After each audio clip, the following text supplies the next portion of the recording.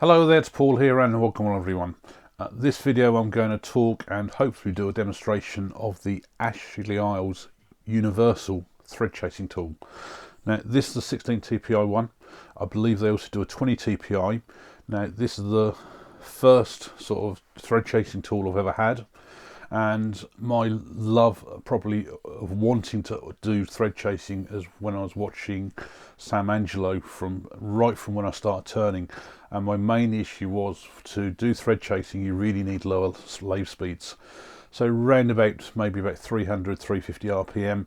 My old lathe only went to 500, where since I changed my new lathe, one of the first things I went out and bought was a thread chasing tool.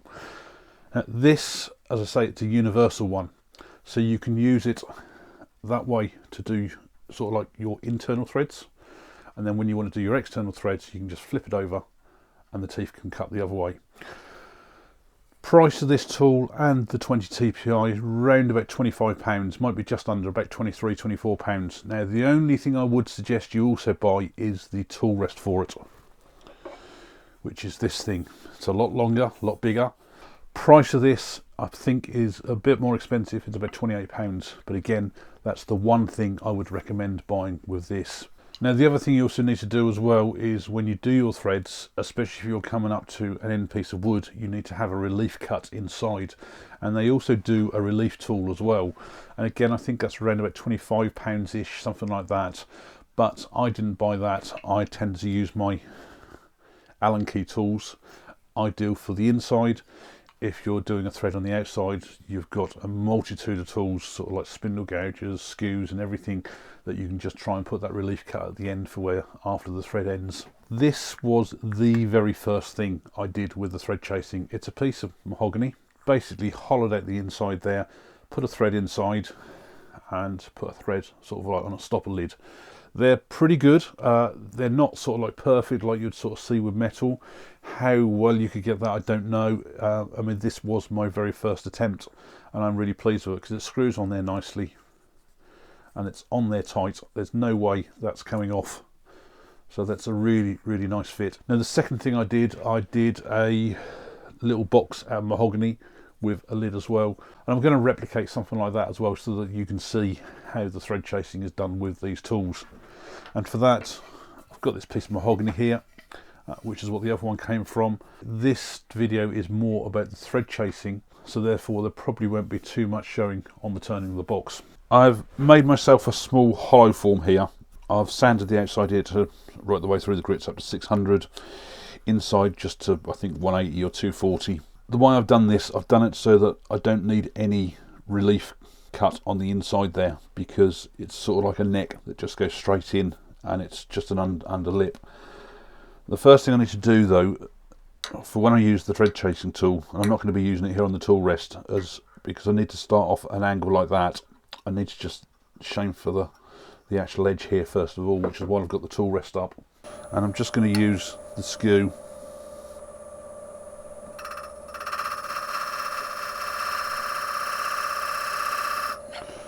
just gives myself that little bit of an angle. I want to start with the threads going across that way at an angle probably about nearly 45 degrees, maybe 30 degrees, and then when I've established the thread, slowly bring the tool round so that you go across that way.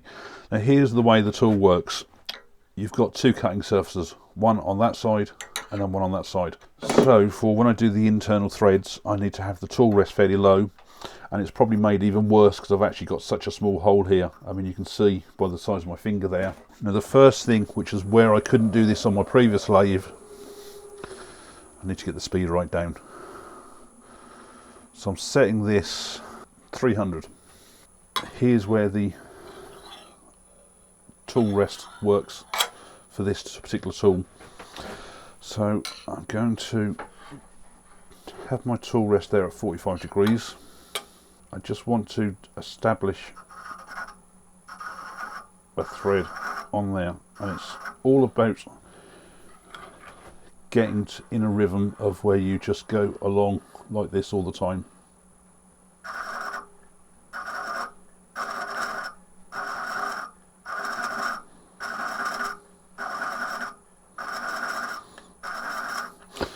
So hopefully you can see there. Don't know where it shows up on the camera. I've now got the start of a thread forming on there, and I can build on that.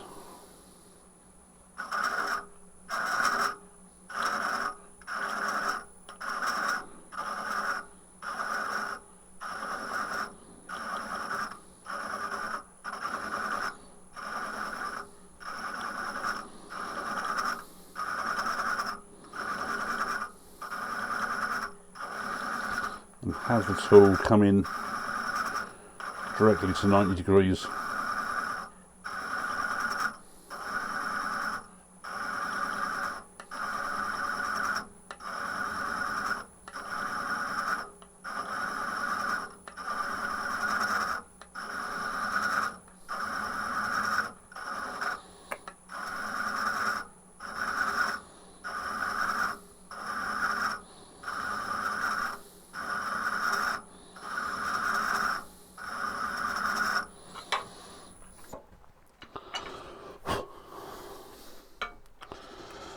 So I do have a thread there, but what I'm going to do, I'm just going to now soak this with CA because it will just make the wood a little bit harder. I just want to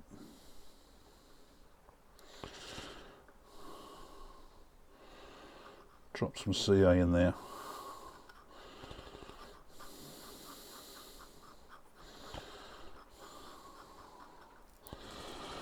So the CA has gone off, and annoyingly, I mean it probably shows on the camera there, I've actually had some run inside, so at some point I may have to clean that out. So I'm just going to carry on now. So I've still got the lathe running at 300.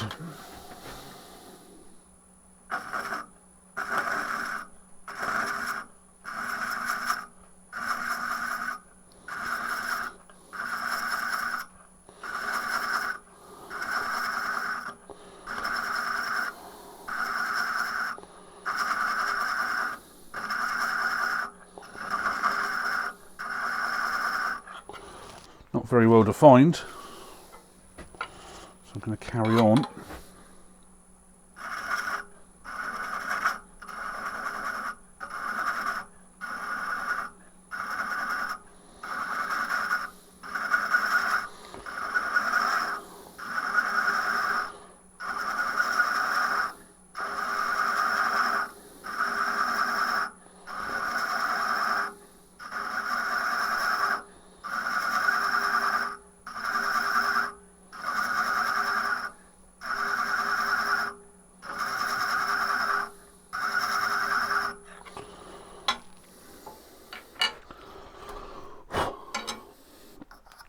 Right, that's much better. I mean, I don't know how well that shows on the camera now, but there is now a proper thread in there.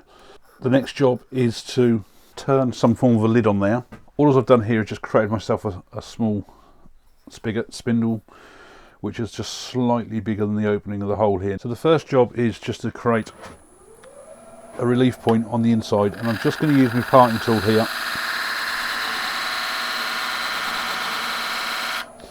Just to take a bit down there. And then we also want to chamfer off the end again, so I'll just use the skew just to put a 45-degree angle on there. Reduce the lathe speed ready for chasing. And I'm taking this down to, we're about 260 this time. And the only reason I'm doing this is because that way when I go along with the thread chaser, I've got a little bit more time to bring it off the end there. I'm going to do the same thing again, this time again starting at about 45 degrees that way to pick up the thread, and then slowly as I establish the thread to turn the tool round so I run parallel, obviously making sure I can get off the work before I hit the end there. So as I say, we're 260 on the lathe speed, so again it's just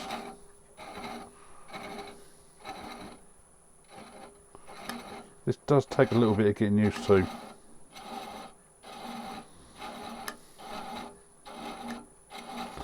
So I've established the thread there now.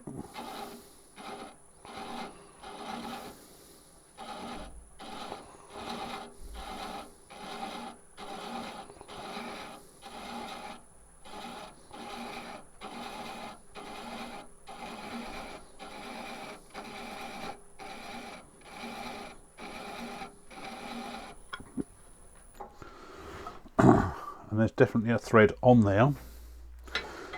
Now the thing you have to do is just constantly try. There's no way that's fitting on there at the minute, so I need to take that down even further.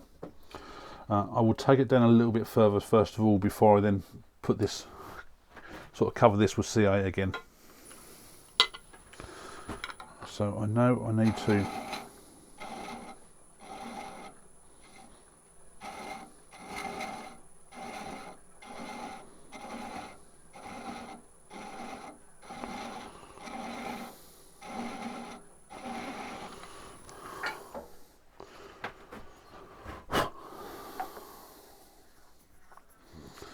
still too big. And it's better to just slowly take it down this way than obviously have the spindle too small to start with, because you can't obviously add wood back on.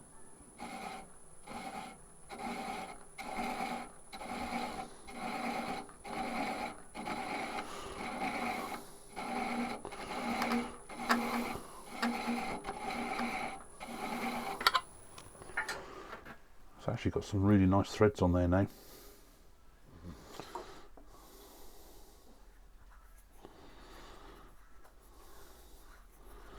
So it's now getting to the point of where it's almost fitting on. So what I'm going to do again is find my CA, just to run some CA on the thread.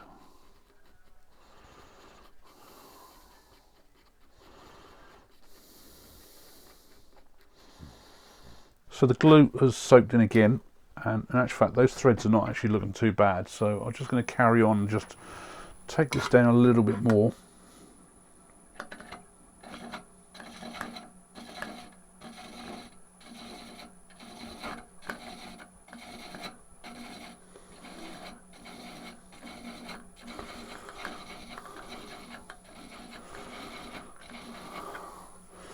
It's all mainly glue coming off there at the minute.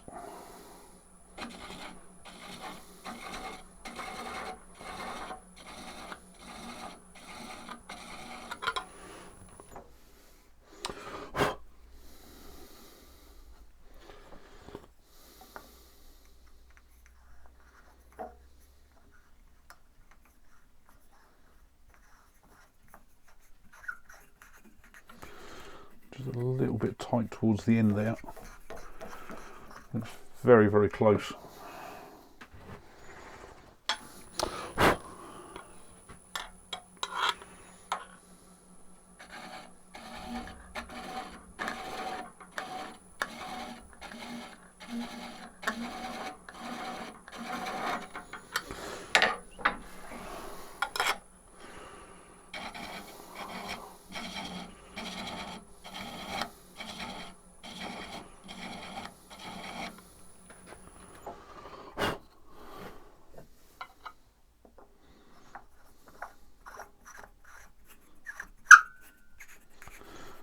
That's a lot better now. It's actually quite a tight fit on the end there, so I'm just going to give that probably one more little go.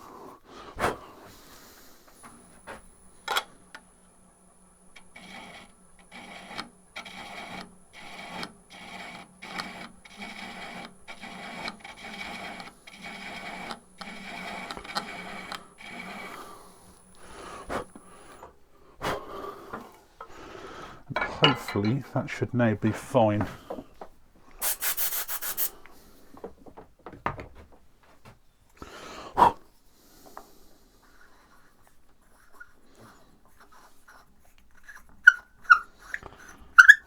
Yeah, that now screws on really, really nicely.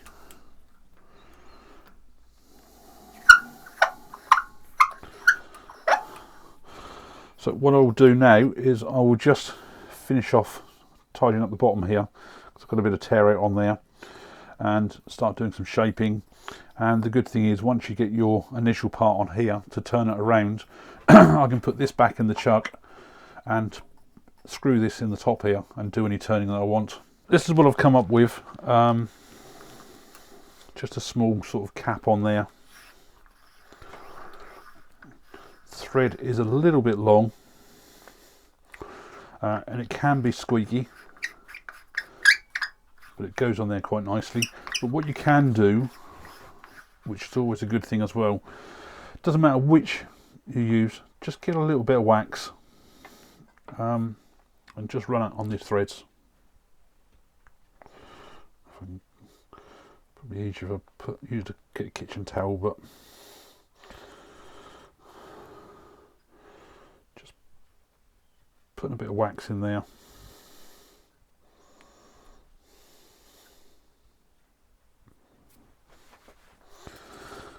And then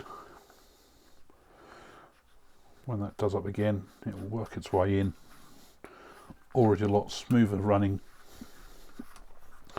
No squeaks.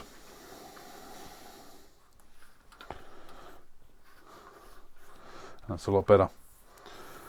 So I shall go off and finish this off. I might even colour this, which is pretty unusual for me.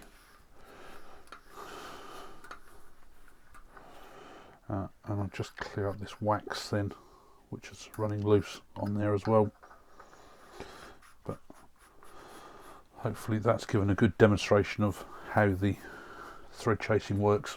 Now I've just finished off this little hollow form, and I've given it some colour and finished off with some wood wax 22 and microcrystalline wax, and also just done the bottom as well. So regarding the colours, I have done a separate video which should hopefully follow this one, which will be all about the colouring on this. As far as the thread chasing go, which is the main part of this video, I've got to say these are so much worthwhile. If you've got a lathe that will do the slower speeds, for the internal thread, because I had that little bit more clearance for running the tool through, I was running about 350 RPM. For the external thread, because I had such a small area to work with, I slowed the lathe down to, I think it was about 250, 280, something like that. So the tool would just go a little bit slower. I would have thought that for actually cutting the threads themselves, the bigger the teeth, as in the less amount of TPI, it would probably be easier for you to actually physically use, especially if you don't have woods, which are always brilliant for taking thread. I've not actually had anybody mention mahogany about thread chasing. Usually, as far as thread chasing goes, it's always things like boxwood. We do have boxwood in the UK, but I believe it's actually quite expensive, and I've never ever had any or turned any, so it was nice to find this mahogany that I picked up off my shelf that works straight away. I've also heard it mentioned that if you do like a segmented ring for thread chasing, it works really, really well. Something I've really got to try, and I may well do that in a later video. And the main reason for that is that if you think that when we're turning a spindle this way, when we're doing the threads, we're actually cutting across all the grain, because all the grain is running this way, so we're cutting across the grain. If you're doing segmented work, all your grain tends to run round in a circle, so you're cutting your threads along the grain. Now, if this has inspired you to go off and have a go at thread chasing, especially if you're going to go and buy the Ashley Iles ones, do let me know. I mean, I'd love to hear from you and hear your results. Thanks a lot for watching.